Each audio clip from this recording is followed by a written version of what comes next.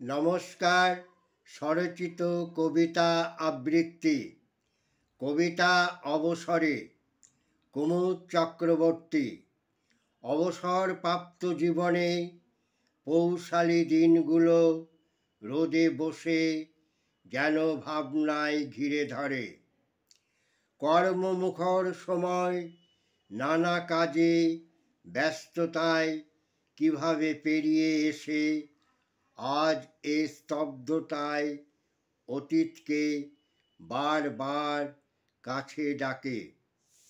পাতাগুলো শুকিয়ে ক্রমশ ঝরে পড়ে একটা দুটো করে, এভাবে হাজার হাজার কত না গাছে গাছে।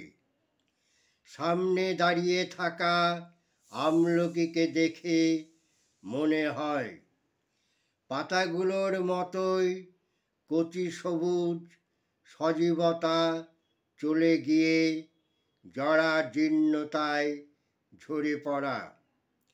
ভাবতে ভাবতে কখন বেলা গড়িয়ে যায়, আঁধার ছেয়ে আসে।